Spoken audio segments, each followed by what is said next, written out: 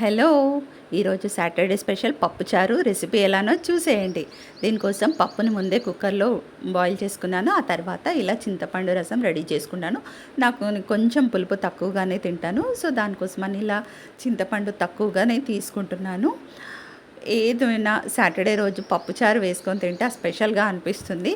So ఆ రసంలోనే ముందుగా నేను టొమాటోస్ అనేవి వేసుకుంటున్నాను. ఆ తర్వాత ఇప్పుడు వేసే ఇంగ్రీడియంట్స్ చాలా ఇంపార్టెంట్. సో నేను బెండకాయ ముక్కలు వేసుకున్నాను. ఆ తర్వాత క్యారెట్ అండ్ డ్రమ్ స్టిక్స్ అంటే మునక్కాయ ముక్కలు వేసుకుంటున్నాను. ఆ తర్వాత ఉల్లి ఆకు అంటారు కదా, ఆ ఉల్లి ఆకును కట్ చేసి వేసుకుంటున్నాను, ఉల్లి ఆకును. ఆ తర్వాత కరివేపాకు చిన్న చిన్నగా కట్ చేసి వేసుకుంటున్నాను. అండ్ నెక్స్ట్ కొత్తిమీర. ఇవన్నీ ముందే వేయడం వల్ల ఏమవుతుందంటే అది మరుగుతున్నప్పుడే కొంచెం పుదీనా కూడా యాడ్ చేసుకున్నాను.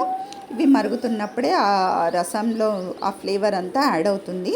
సో మనం ముందే వేసేయాలి. ఆ తర్వాత నేను కొంచెం పసుపు, ఆ తర్వాత కావాల్సినంతగా కారం, సాల్ట్ ఇవన్నీ యాడ్ చేసుకుంటున్నాను. ఇవన్నీ వేసాం కాబట్టి ఇంగ్రీడియంట్స్ వల్ల అది మంచిగా బాయిల్ అవుతుంటేనే ఆ స్మెల్ అనేది చాలా బాగా వస్తుంది. చూస్తున్నారు కదా, మరుగుతుంటేనే అసలు స్మెల్ చాలా బాగా అనిపిస్తుంది. ఆ తర్వాత కంప్లీట్గా మరిగిన తర్వాత దాంట్లో అప్పుడు నేను పప్పు యాడ్ చేస్తున్నాను. సో మనం పప్పు యాడ్ చేసిన తర్వాత ఎక్కువ టైం పడుతుంది. ఇప్పుడు జీలకర్ర ధనియాల పౌడర్ అనేది నేను యాడ్ చేసుకుంటున్నాను. ముందుగా వేస్తే కొంచెం చేదుగా ఉంటుంది. సో ఇంకా లాస్ట్ కంప్లీట్ అయింది అన్న మూమెంట్లో ఇలా జీలకర్ర ధనియాల పౌడర్ యాడ్ చేసుకుంటే కనుక స్మెల్ అదిరిపోతుంది. నెక్స్ట్ టైం ఇలానే ట్రై చేయండి.